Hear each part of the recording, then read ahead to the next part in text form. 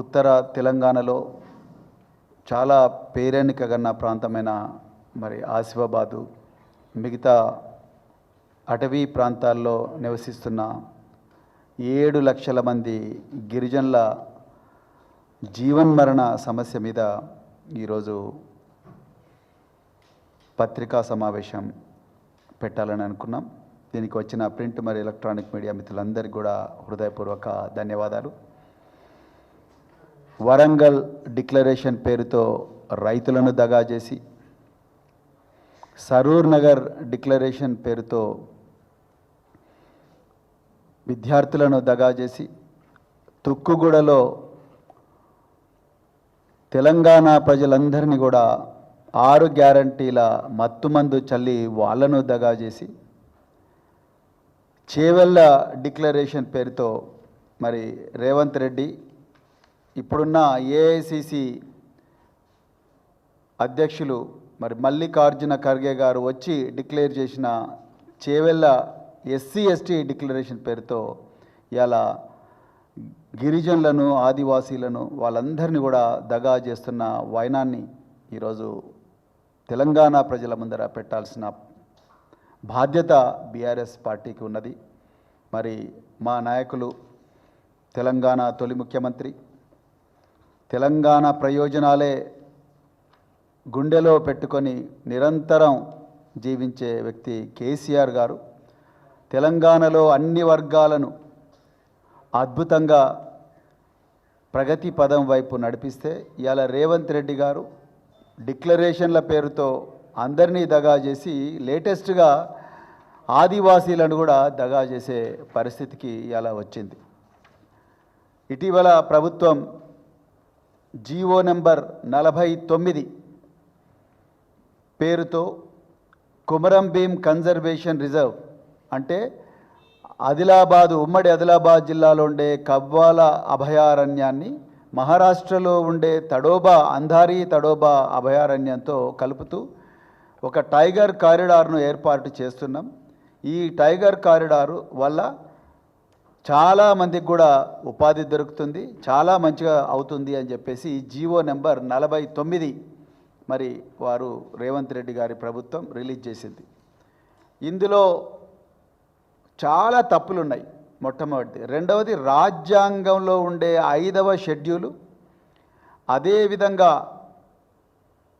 Forest rights act దాని ఉల్లంఘన, అదేవిధంగా గిరిజన హక్కుల చట్టం ఏదైతుందో ఆ చట్టాల ఉల్లంఘన, ఇవన్నీ కూడా ఇందులో ఉన్నాయి. మరి ముఖ్యంగా రాజ్యాంగంలో ఉండే ఆర్టికల్ 14, ఆర్టికల్ 21 జీవించే హక్కు ఉల్లంఘన ఉంది.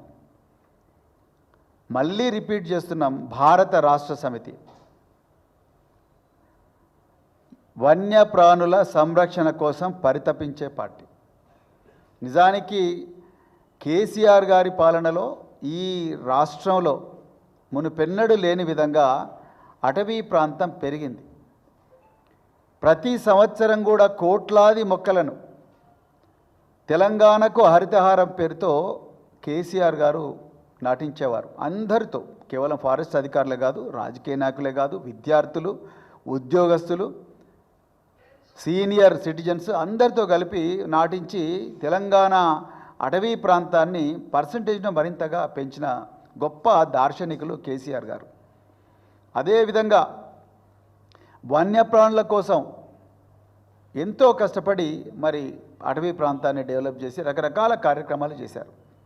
అదేవిధంగా ఇటీవలనే తెలంగాణ రాష్ట్ర ప్రభుత్వం, రేవంత్ రెడ్డి నాయకత్వంలో నడుస్తున్న ఈ కాంగ్రెస్ పార్టీ రాష్ట్ర ప్రభుత్వం నిర్లజ్జగా హైదరాబాదు సెంట్రల్ యూనివర్సిటీలో 100 ఎకరాల అటవీ భూమిని సుధావర్మన్ వర్సెస్ స్టేట్ ఆఫ్ తమిళనాడు ఈ సుప్రీంకోర్టు జడ్జిమెంటును యథేచ్ఛగా పట్టపగలే ఉల్లంఘించి వందలాది మంది పోలీసుల పహారాలో 100 బుల్డోజర్లతోని 100 ఎకరాల అటవీ ప్రాంతాన్ని నాశనం చేసి పదుల సంఖ్యలో జింకలు, నెమళ్ళ సంహారానికి పూనుకుంటే ఆనాడు వీరోచిత పోరాటం చేసింది భారత రాష్ట్ర సమితి పార్టీ.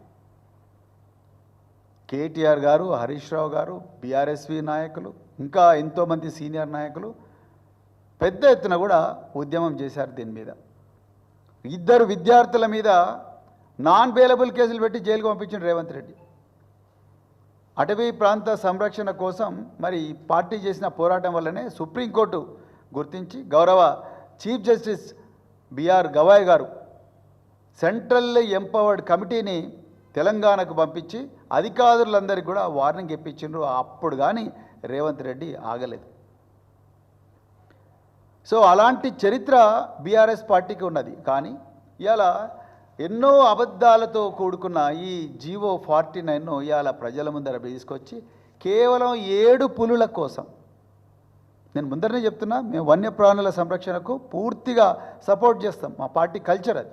కానీ కేవలం 7 పులుల కోసం 7 లక్షల మంది గిరిజనులు నిరాశ్రులయ్యే పరిస్థితి ఇవాళ ఆసిఫాబాదు కొమరం జిల్లాలో, అదేవిధంగా నిర్మల్ జిల్లాలో, ఉమ్మడి ఆదిలాబాద్ జిల్లాలో నెలకొన్నది.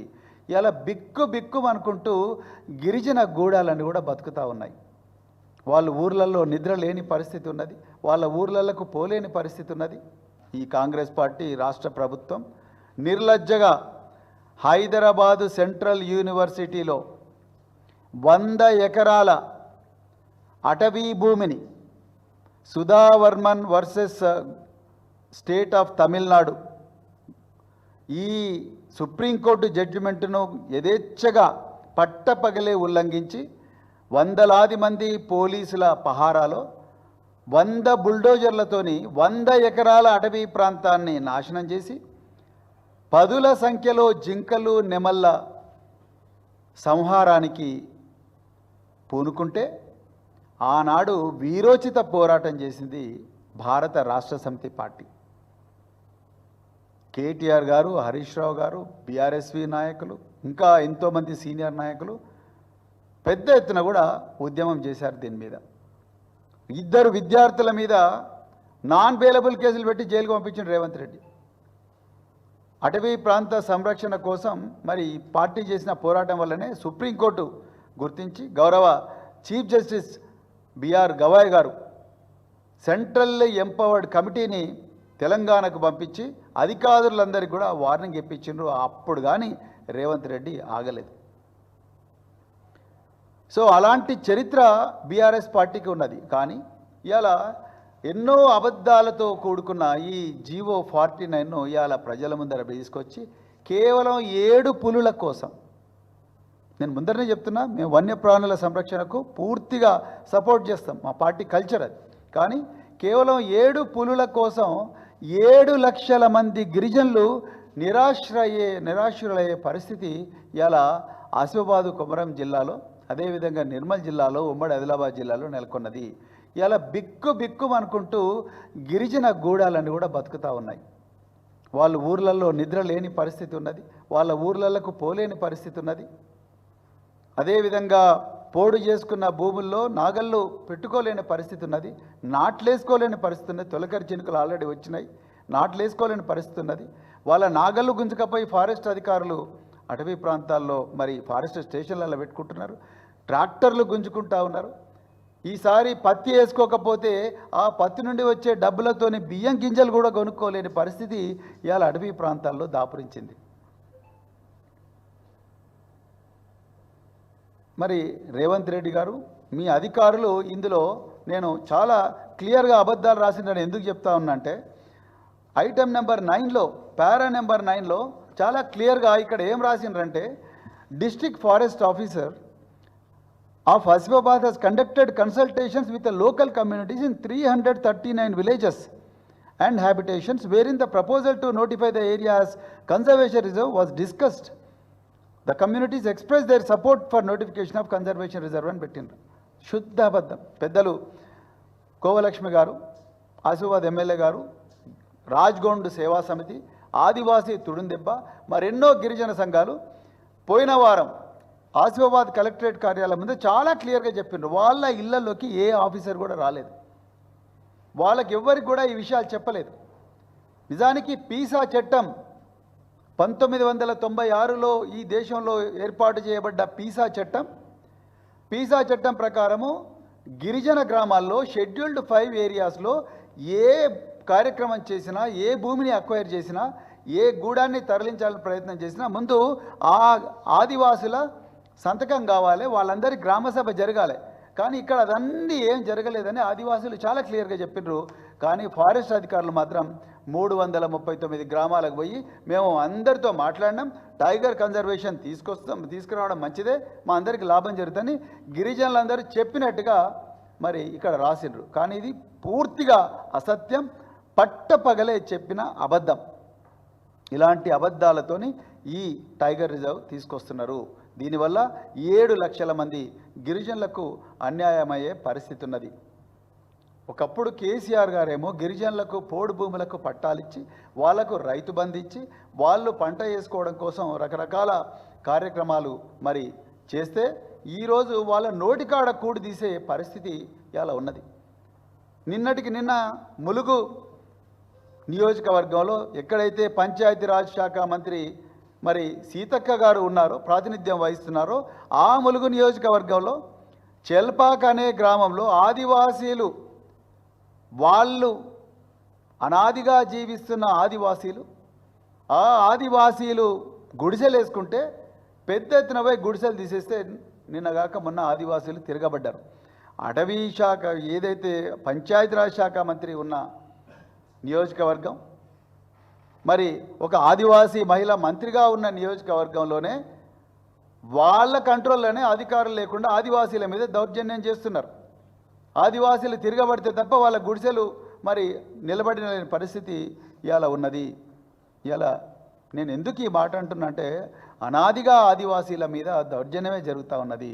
ఆనాడు 19వ శతాబ్దంలో కొమరం భీం గారు, బీర్సా ముండా కొమరం భీం గారు ఇదే జల్ జంగల్ జమీన్ అనే హక్కుల కోసమే కొట్లాడినరు. వారిని కూడా రాజ్యం చంపేసింది. ఇదే కాంగ్రెస్ ప్రభుత్వం పాలనలో 1981వ సంవత్సరంలో ఇంద్రవెల్లిలో వందలాది మంది ఆదివాసీలను చంపేసిండ్రు. కాంగ్రెస్ ప్రభుత్వంలోనే ఆ వందలాది మంది ఆదివాసులను చంపేసి ఇవాళ రేవంత్ రెడ్డి ఖుద్దు పోయి అక్కడ పోయి మరి నేను క్షమాపణ చెప్తున్నా, మేం చేయలేదు ఆనాడు ఉమ్మడి పాలకులు చెప్పిన డ్రామా వేసిండు. ఇదే రేవంత్ రెడ్డి మరి ఒకవైపు ఆపరేషన్ కగార్ను నేను ఖండిస్తున్నా అని చెప్తాడు, అక్కడ ఆదివాసీలే చచ్చిపోతున్నారు. మళ్ళీ ఇదే Revanth Reddy tiger conservation zone అని చెప్పేసి కొత్త జీవో తీసుకొచ్చి ఆదివాసీలందరూ కూడా రోడ్ల మీద పడి చనిపోయి, పస్తులుండి చనిపోయే ప్రమాదం ఉన్నది. ఇలా అటవీ శాఖ మంత్రి ఎవరు తెలంగాణ రాష్ట్రానికి? కొండా సురేఖ గారు. ఒక్కరోజైనా కొండా సురేఖ గారు ఆదివాసీలకు జరుగుతున్న అన్యాయం మీద ప్రశ్నించినరా? అడవి ప్రాంతాల్లో ఆదివాసీలకు వాళ్ళ జీవితాలకు జరుగుతున్న ఏదైతే దౌర్జన్యం వాళ్ళు పస్తులతో చనిపోయే పరిస్థితి ఏదో, ఆకలితో అలమటించే పరిస్థితి ఏదో వాటి గురించి ఎక్కడైనా మాట్లాడినరా? ఎక్కడ కూడా మాట్లాడలేదు.